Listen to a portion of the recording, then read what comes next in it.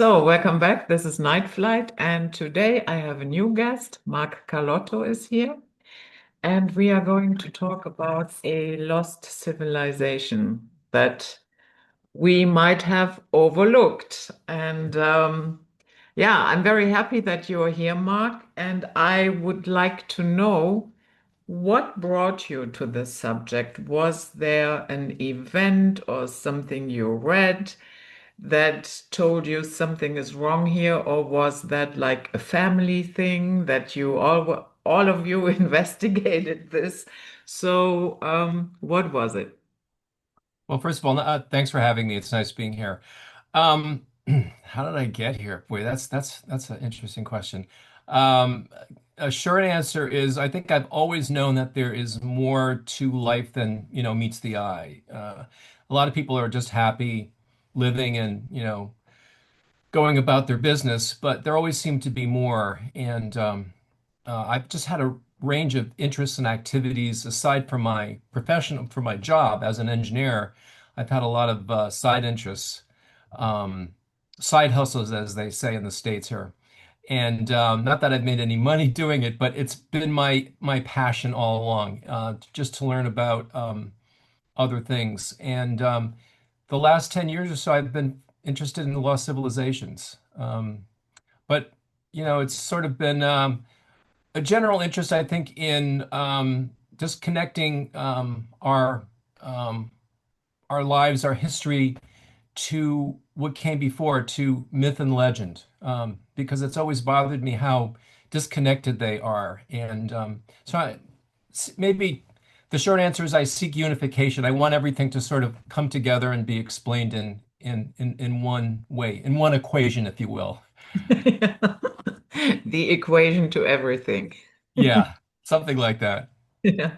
So, y- from your engineering standpoint, I mean, that must be quite interesting because there are certainly a lot of, yeah, let's say structures that cannot be really explained. Um, I guess mo the one of the most famous ones are the pyramids in Giza. Then we have Baalbek.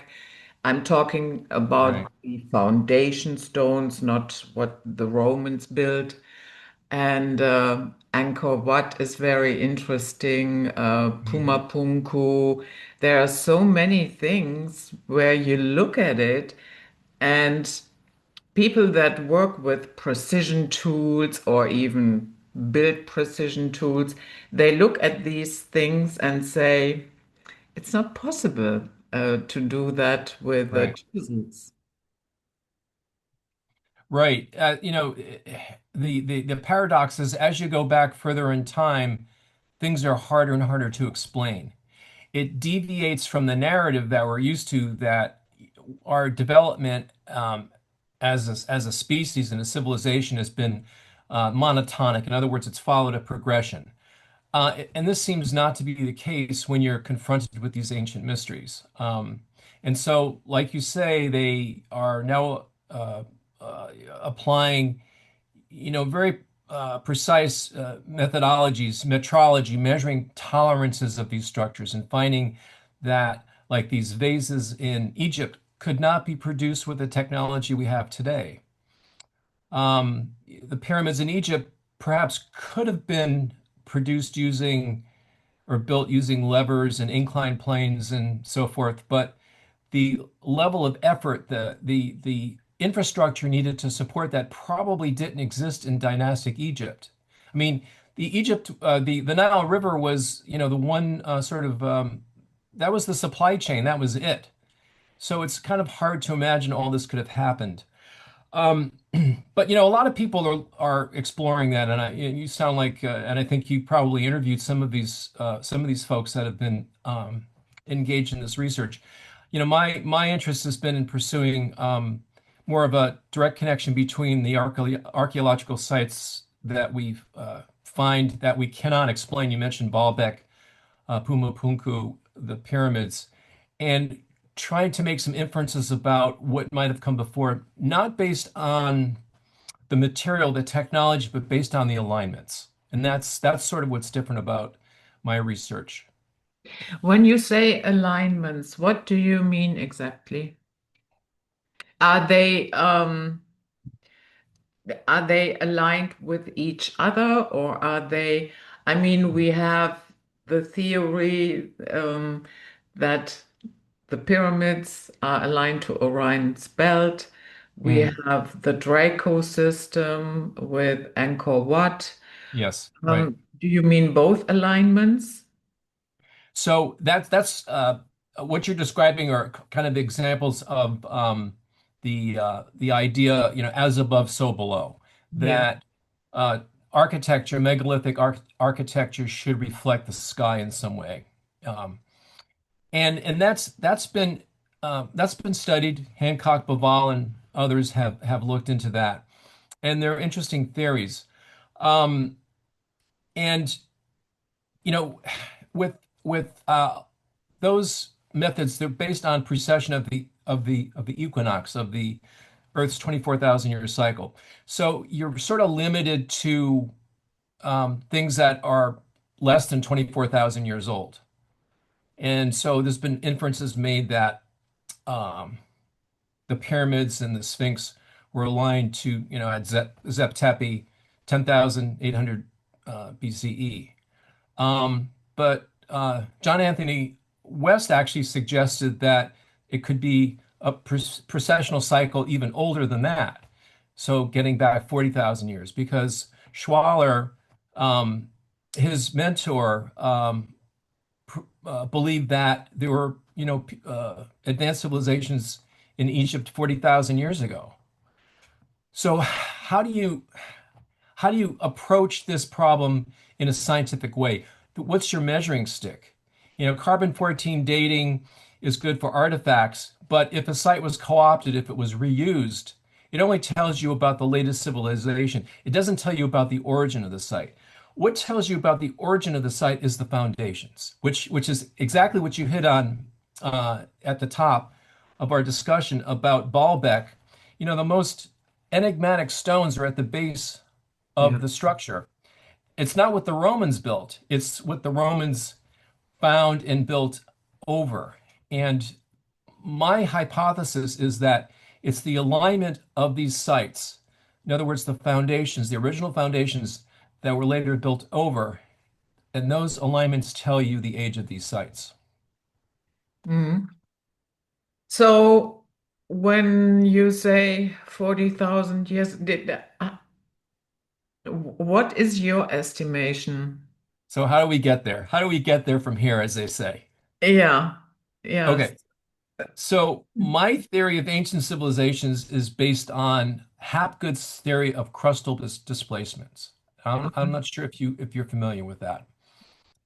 The idea is that the Earth's crust moves, and it's been established. It's well known in scientific circles that it moves at a very slow rate. It's the pull of the moon really that causes it. The pull of the moon causes the tides, which we're familiar with, but it also pulls on the crust, and it causes a very slow displacement of the crust.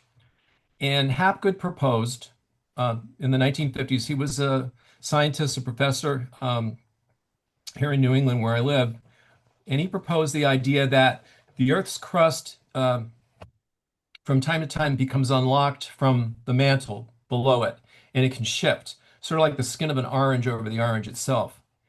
And when that happens, geography shifts. So right now, our geographic reference, the North Pole, is in the Arctic. That's where the spin axis, our planet's spin axis goes through, and the South Pole goes through Antarctica. But according to his theory, when the crust shifts, these locations change.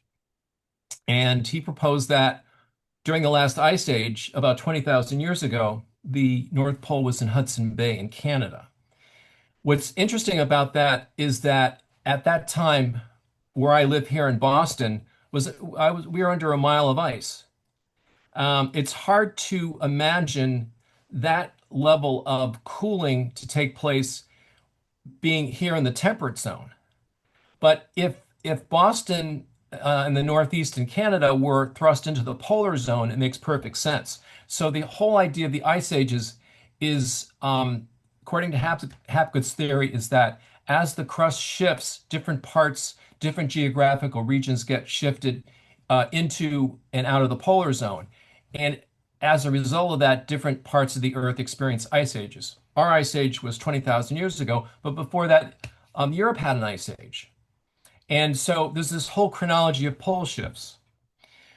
I don't mean to get too long-winded, but the basic idea is that if you apply that now to archaeological site alignments, when the North Pole changes location, the direction of north shifts. It's no longer here, but it's there or here.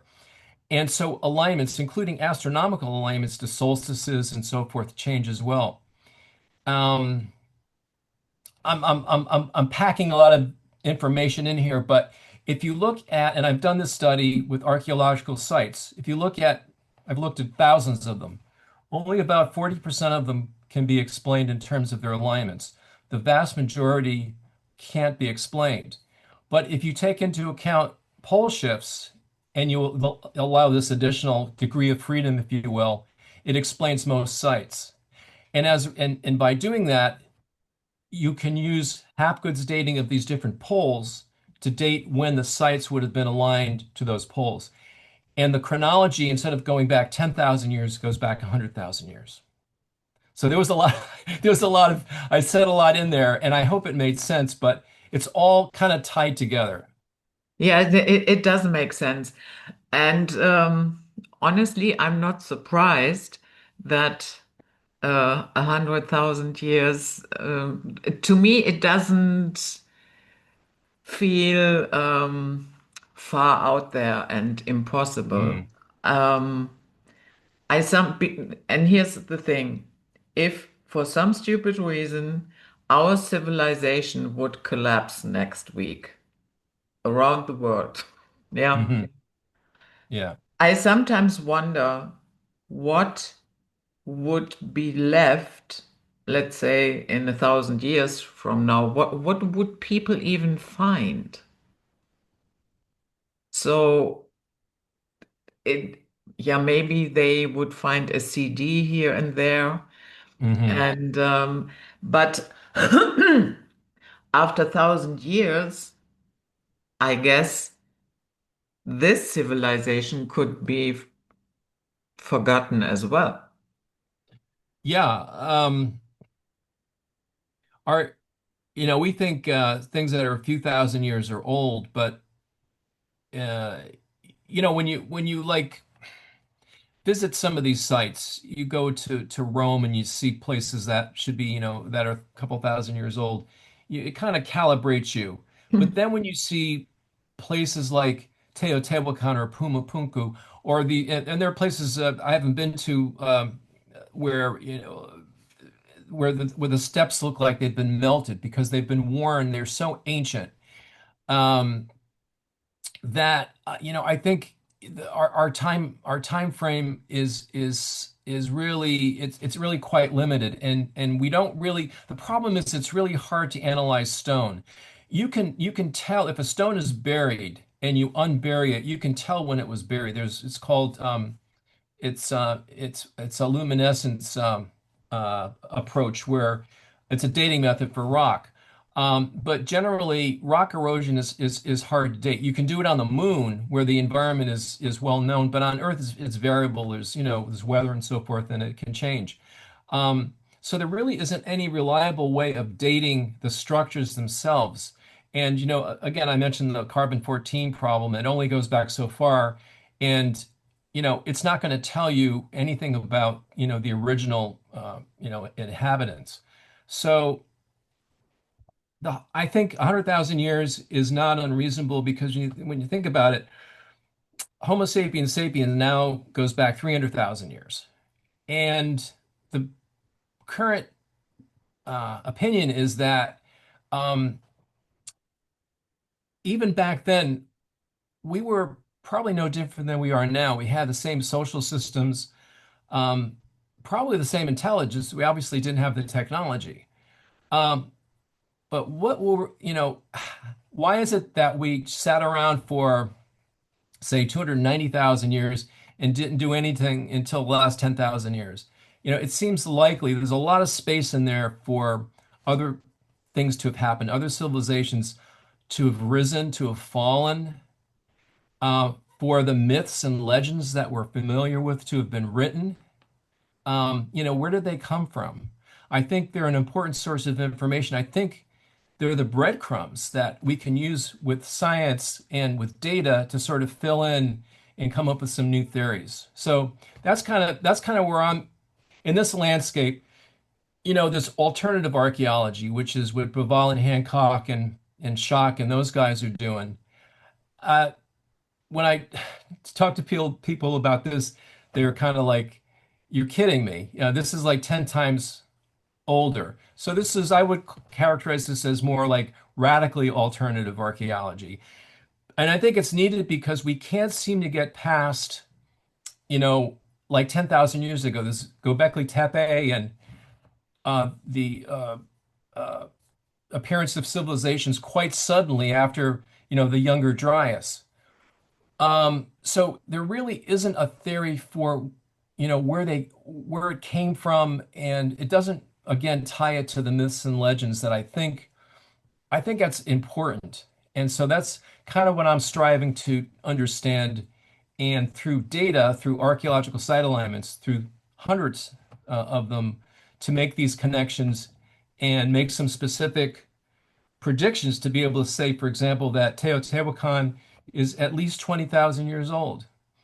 That Baalbek is 100,000 years old. And so these are predictions that you make in science, and then other people go out there and they test those predictions. So that's sort of the game I'm interested in playing right now. There is also a line of thought out there that thinks about these structures that we have found but cannot explain as fallen angels technology and that the Nephilim built it. Hmm. Have you ever thought along those lines, and do you think it makes sense, or would you say that's hooey? So in my prior life, I was very interested in and I've written books on UFOs and Mars research, and so I think all these things are connected. I A lot of people, beginning with von Daniken, Eric von Daniken, began to tie archaeology in with aliens because we couldn't explain things, or ancient astronauts was the term that was used. The problem is, from a science perspective, you can't really test that because this whole UFO alien phenomenon has defied really any kind of analysis. Yeah, there are sightings. There's You get little bits and pieces, but it's almost like a tease, and it's very hard to apply a scientific methodology to it. So I wanted to treat this separately. I wanted to say, okay, let's forget about aliens and let's just look at these structures for what they are and try to come up with a physical theory, something that makes sense in terms of earth science, archaeology. In other words, to keep it within this scientific arena. Because if you don't do that, it's not going to go anywhere. There'll be, TV shows and interviews like this, but it gets ignored and marginalized and laughed at by the scientific community. And it's too important. So that's why I think it's important to come up with more science-based approaches that try to bridge this gap. And so for me, leaving leaving aliens out of the equation was important. Not to say that they may not, it could be, they could be a key term in the equation, but for now, I think it's better to understand and establish that these things are older, that they don't fit in with our current history and chronology, excuse me. And so we need, a bigger theory, a bigger box to explain them. Hmm. Okay. But okay, even if we leave supernatural, let's call it that, um, events out, even what Dr. Schoch and uh, Graham Hancock and others have suggested gets scoffed at, and very I know. badly sometimes. Why exactly is that? I mean, I'm not saying, hey, everybody on the bandwagon right away, but can we at least talk about it in a civilized manner? Exactly. It's not the way science works. Science is not objective, and most scientists are not out there to try to understand the big problems. Most practicing scientists, professors, researchers have a job. They have to write proposals, get research grants. They have to publish. They have to get citations. They have to write a paper and get hundreds or thousands of people referencing, citing their paper. That's what makes the academic machine go around.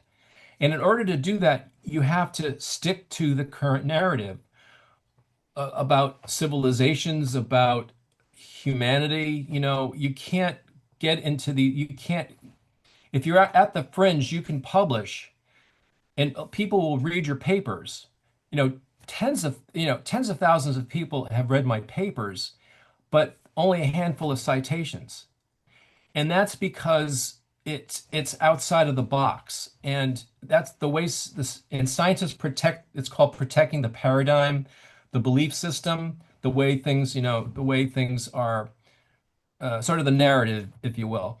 And it's just the way, if you violate that, then you're not going to get research dollars. You're not going to get published, and you're basically going to end up having to do something else. And so the advantage I have as an engineer is, I have a day job, uh, and then I have this avocation on the side, so it allows me to be, um, you know, not hindered by these requirements. Unless I want to get a paper published, and then it's like, okay, I gotta take this back, and I gotta sort of, say this a little differently, and it's a game you have to play. And Graham Hancock and Robert Bauval and Schock and others, they have published, but now at this point, it's hard to advance that whole argument in a scientific arena because it's I don't know, it just it violates, you know, Egyptologists hold firmly to, to the dynastic, chronology and the founding of Egypt. And if you start going back too long before that, they start getting really nervous. There are structures in Egypt I don't think they want to exploit or excavate because of what they might find. I wrote a paper on something called the labyrinth at Harara, which Herodotus, a Greek historian, talks about. 5000 BC, he visited this place, and there's evidence that it's underground, that there's really a structure there. And if you go to before Atlantis to my website, you can get read papers concerning that. But the Egyptians have actually suppressed any kind of publication of any of the research that they themselves sponsored. So they're afraid. They're afraid of um, of upsetting um, of just the conventional narrative, and it, it it's But, frustrating. So anyway, but isn't that how science is supposed to work? yeah. That you look at all evidences and then, yeah, it sometimes happens that your findings blow everything out of the water that we used to believe. And if we hadn't done that, yeah, we wouldn't have made a lot of inventions and we wouldn't have gone forward. I think the problem is that these are sort of considered soft sciences. There's Mm, been some groundbreaking discoveries made in astrophysics. It used to be that we thought that we had the Big Bang and the Big Crunch, and we had this theory that hardly anyone disputed, the Big Bang theory. But now we appear to be seeing to the edge of the known universe, and we see some claim we're seeing other universes, and the whole field of astrophysics is in turmoil. There's all these theories, and there's a lot going on, crazy theories, but they have data to support it, and it's fairly quantitative. The problem with anthropology and archaeology and geology, these are somewhat subjective. They're more soft sciences. They're subject to interpretation, and because of that, because of the subjectivity, they can be sort of biased. And it used to be that they thought that the Earth, that things happen very slowly over geological time. But now we know that things can happen very quickly. Things we can have, a comet hit the Earth and cause mass extinctions. Um, but at one time that wasn't considered kosher. So, opinions can change. And I think that may be part of the problem. Maybe it'll change in archaeology, but I think it's a hard sell. mhm. Would you call medicine a hard science? Um, now I'm really out of my league here. Yeah, Uh, I'm I don't asking know. because I was I didn't have the best opinion of, the general physicians and how they treat things. But when COVID happened, I was shocked to my bones how much Hmm. nonsense came out of that field. Yeah, starting with the so-called preventative measures. Yeah, Hmm. wear a mask and then 6 foot apart. And then later on, Fauci came out and said, yeah, we made it up. And to Hmm. safe and effective and what have you. So, yeah, I don't know. I mean, personally, I mean, my wife is more into homeopathic and alternative. I'm more allopathic. If I have the headache, I'm gonna take Advil. She'll take a remedy. She may still have her headache, but mine will be gone. So I'm a believer in certain regards, but just general health, I'm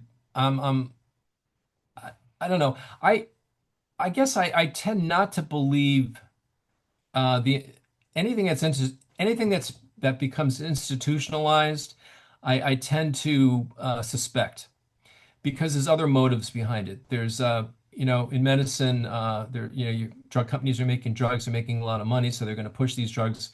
It's like if you're a hammer, everything is a nail, as they say. So I'm very cautious about that. And I'm applying that to science.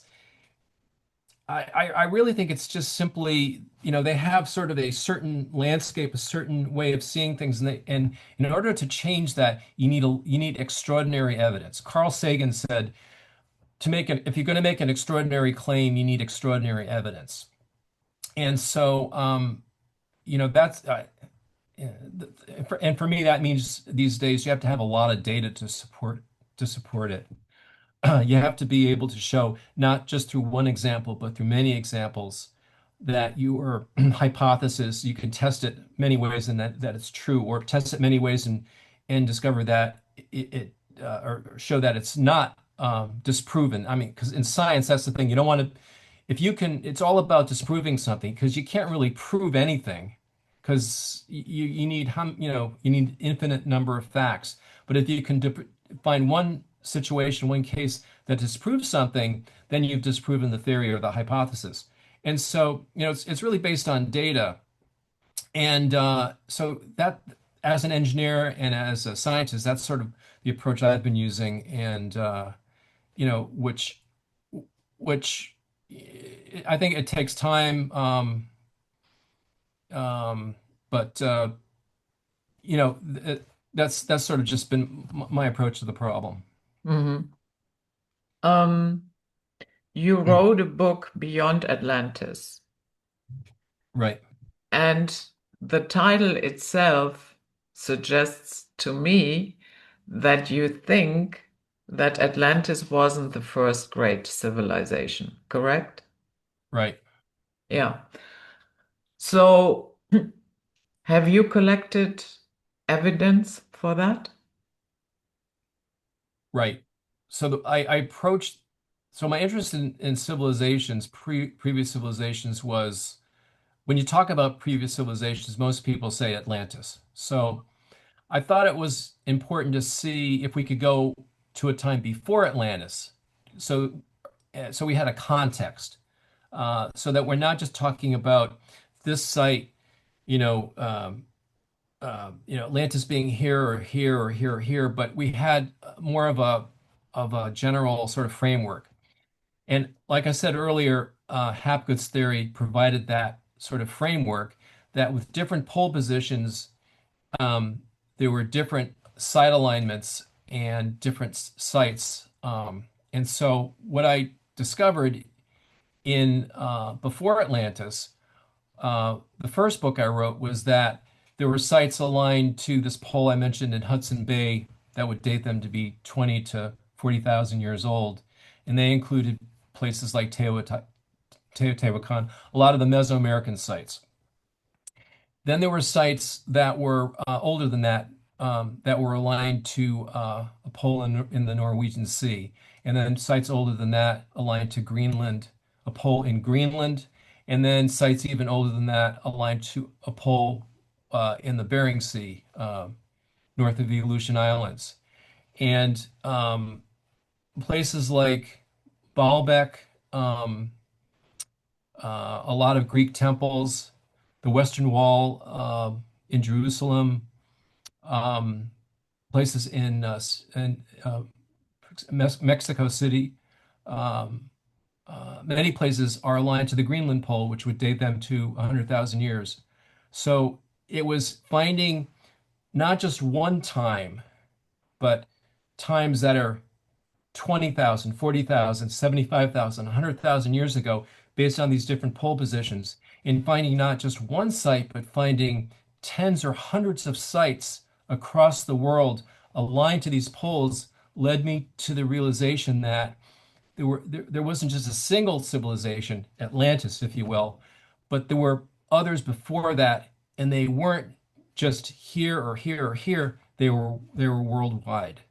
So we're just the latest.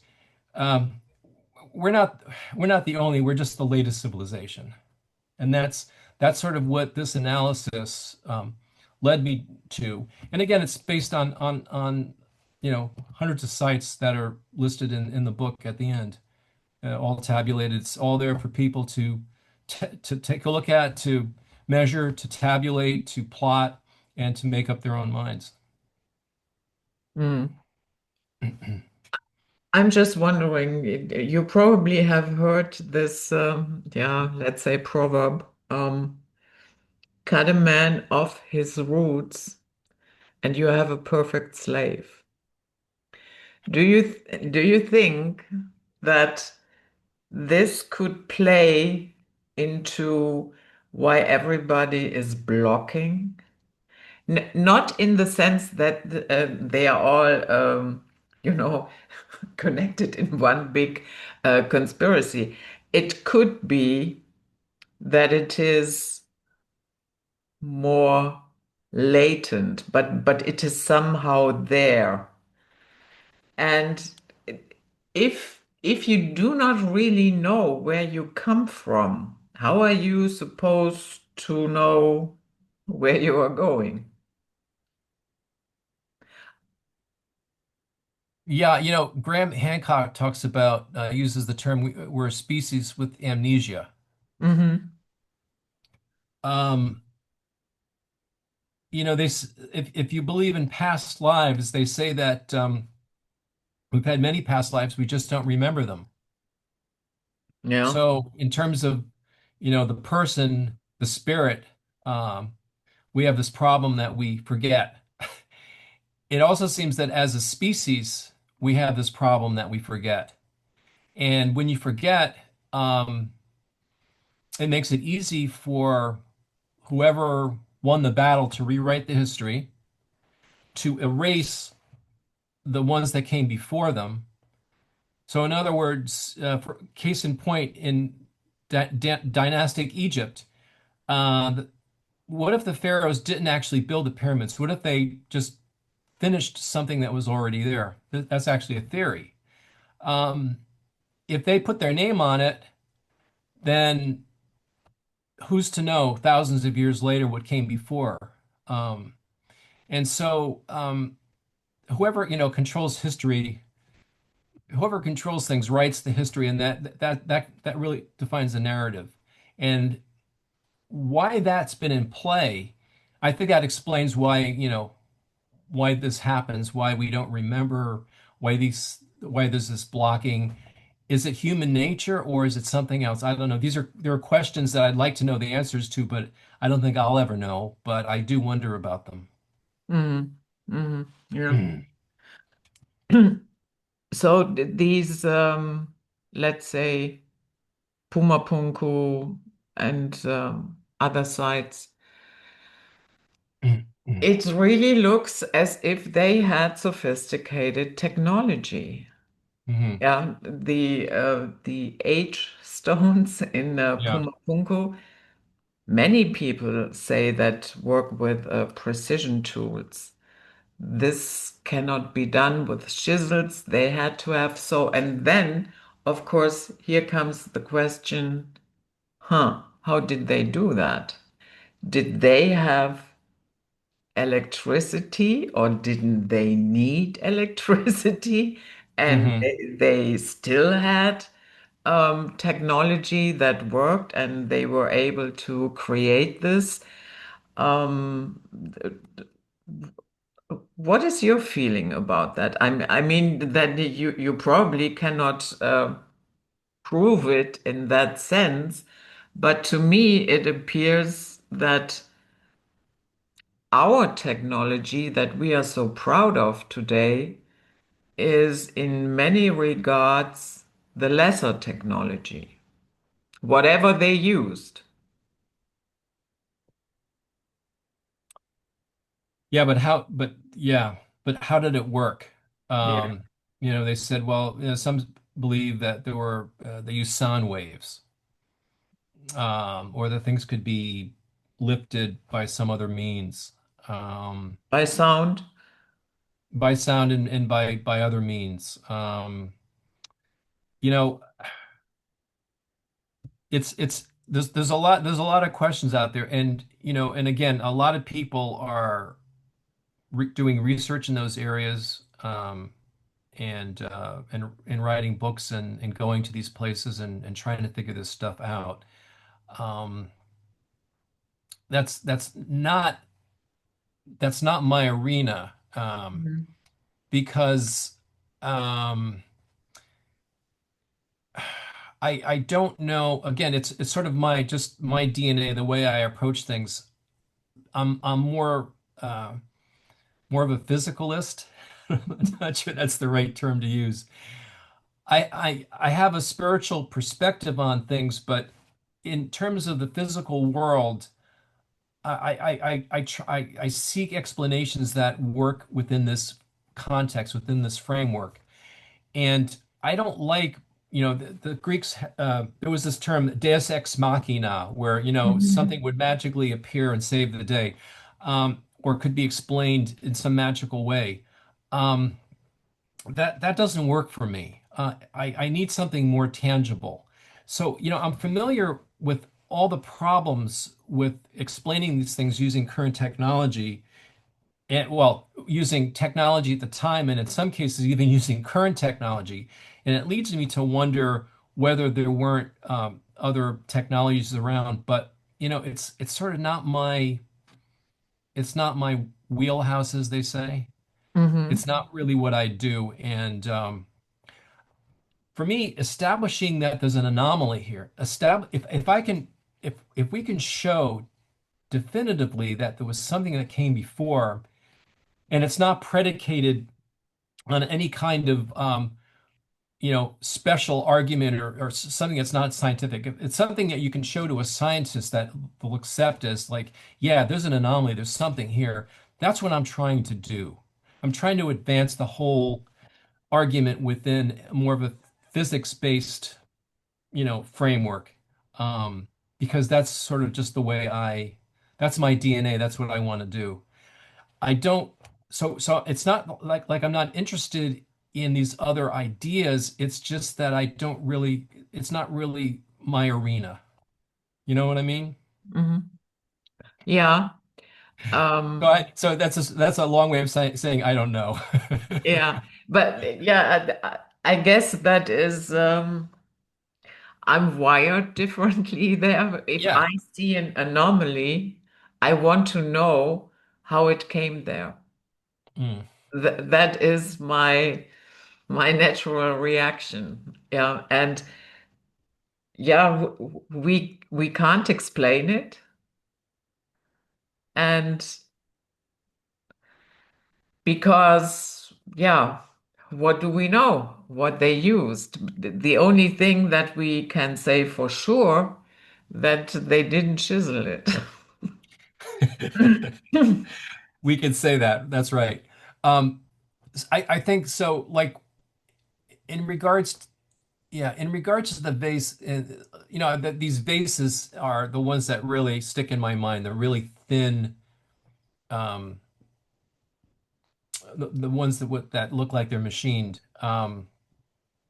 There's the fact that we can't even explain them now is to me sort of like the biggest anomaly. I think that establishes the fact that there's something here. There's really a technology that we don't know. What we aren't able to do is actually put a date on it.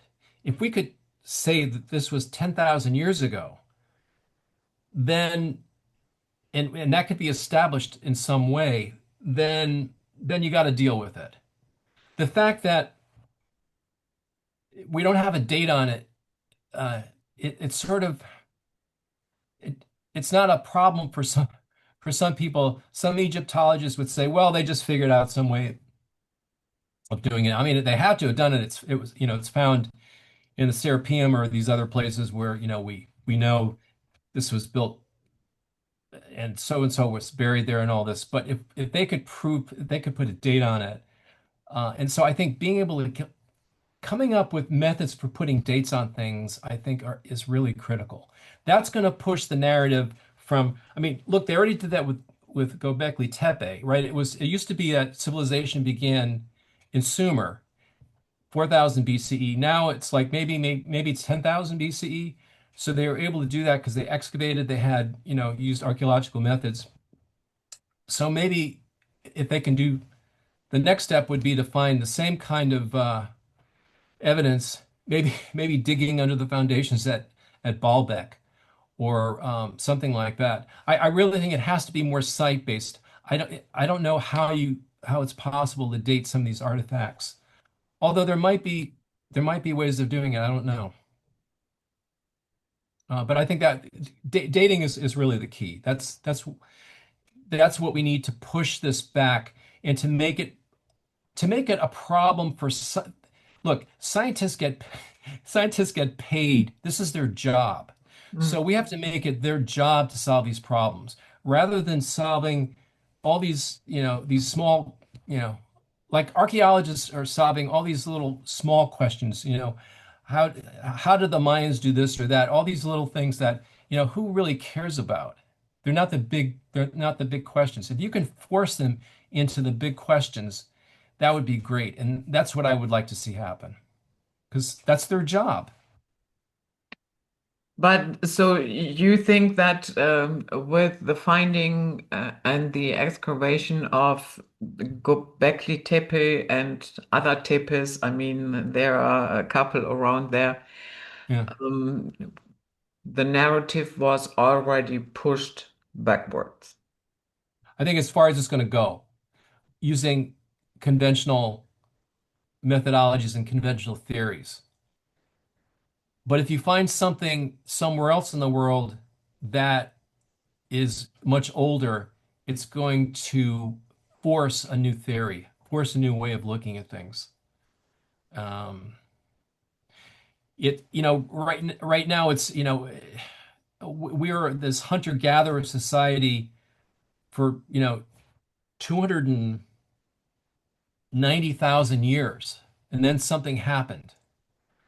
Um, and there's evidence that we have, that there were hunter-gatherer societies over that period of time. We haven't really found evidence of an advanced civilization, but it doesn't mean that it couldn't have coexisted. And maybe this, I don't know, maybe it wasn't a human civilization. Maybe maybe it was something else. Um, but it doesn't really matter if you can establish that something else existed during this period of time. That's the key question. Because then everything else, then if you establish that, then you got to pay attention to it. If Baalbek, the foundations of Baalbek are 100,000 years old, archaeologists have to deal with that. They got to start earning their pay and doing their job. Yeah. So according to this crust shift of Earth, Hmm. Baalbek, at least the foundations, not the Roman structures, should have been round about 100,000 years. So, Yeah.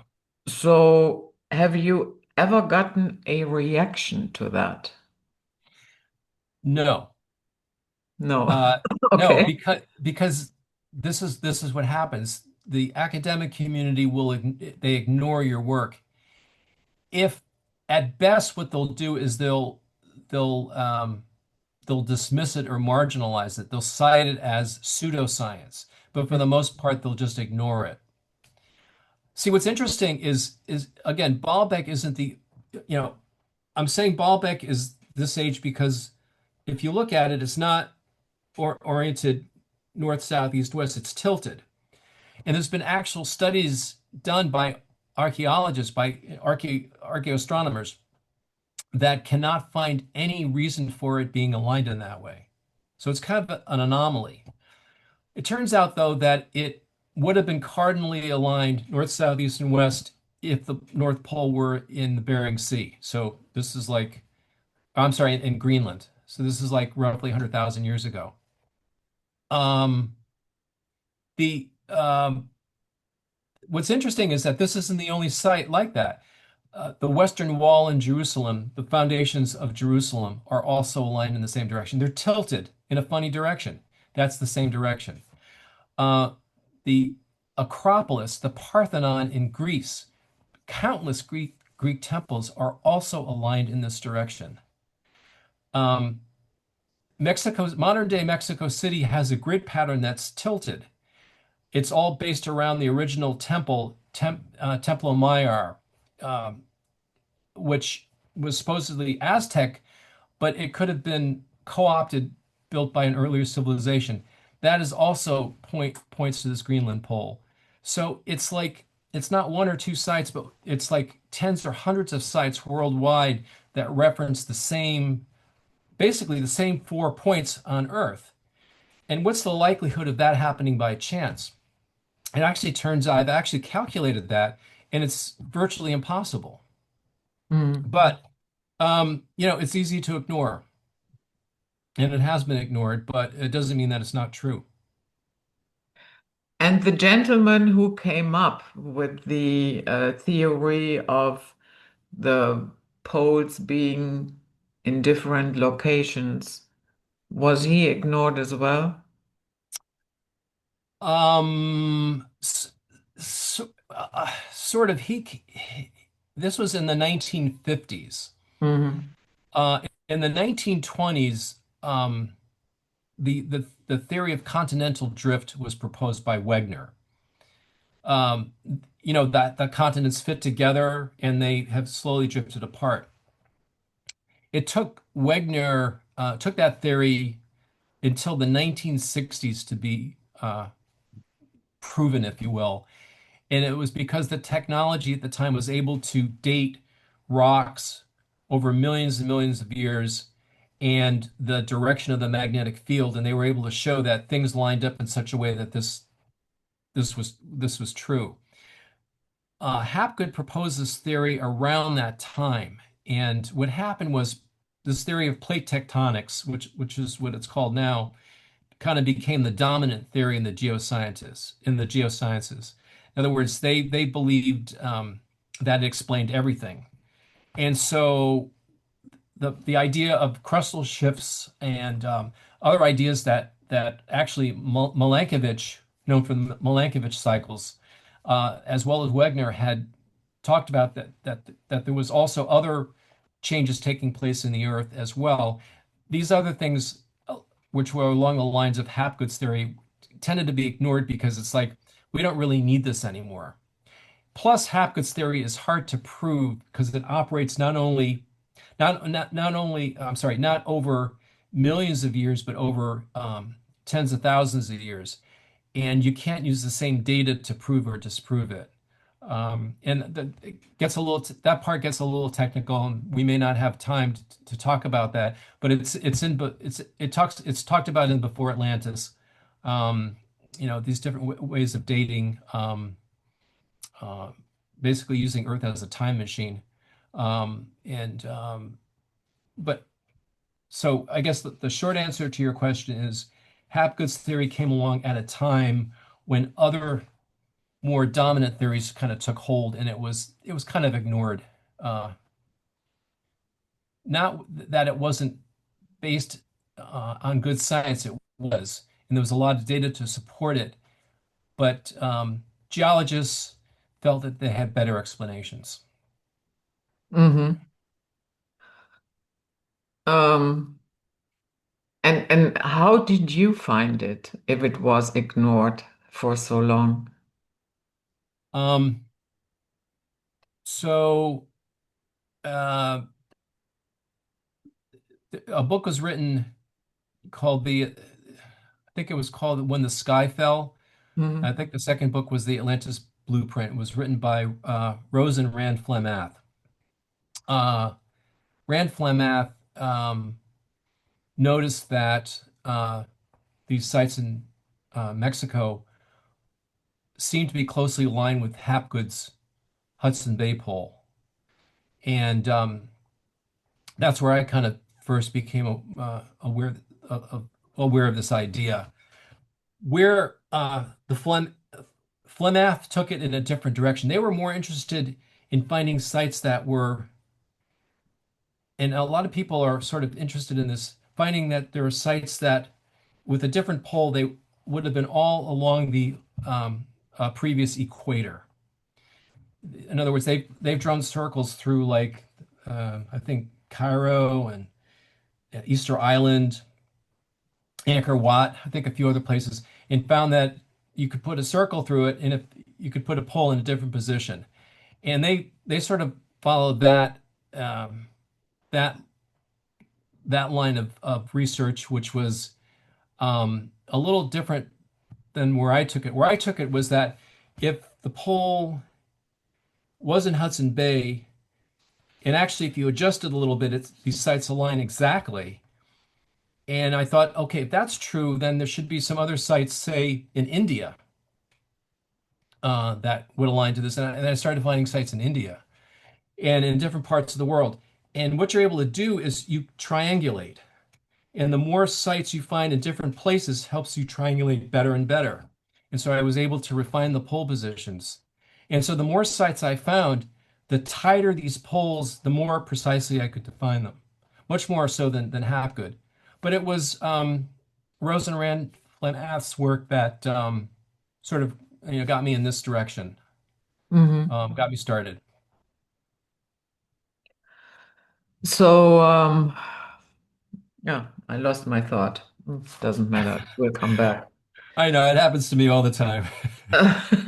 Um, are you hopeful for the future that um, we can, yeah, talk a little bit more open-minded about different ideas? Do you see developments that give you hope, or do you think it will remain like that, at least for the foreseeable future? You're speaking of humankind as a whole. Mhm. Yeah, I don't think so. I'm not optimistic about humankind as a whole, but I think, there are people that see this, and people that see just the opposite. I mean, we're all in our own bubbles these days, right? And I think technology is making those bubbles, making more of them and making them more like glass. It's hard to get out of them. Mm. Um, I and so I realize I'm a bit in a bubble as well, because of my approach. But I feel like, if you accept the premise and the data, and you see this as sort of a problem or something that's worthwhile, then I think the trend might be to agree, and not only with this, but other work in the alternative archaeology and sciences arenas. There are people that are certainly open to this. And I think that'll continue. I think a lot of people, maybe an increasing number of people, are not satisfied with the status quo. They feel maybe that there needs to be, there's more to life than what meets the eye. And so, yeah, I'm actually optimistic that more and more people will, become interested in pursuing this. But will it be everybody? I think there's always going to be the doubters and the naysayers and the skeptics and Mm. the haters and so forth. But I try to approach it in a positive way. And I mean, that's all you can do. You can't, you know. And in the scientific community, do you see changes in attitude there, or is it pretty rigid? So people, professors and scientists will contact me, and it'll be sort of, kind of like, I don't want to say, like, sort of like off the record. There's interest, but given the way science and academia works, I think that's going to continue to be a problem. It's going to really inhibit a lot of good thinking. Um, it would be great if there were more independent funding agencies, people that had a lot of money, like Jeff Bezos and Elon Musk, that would fund independent science and research.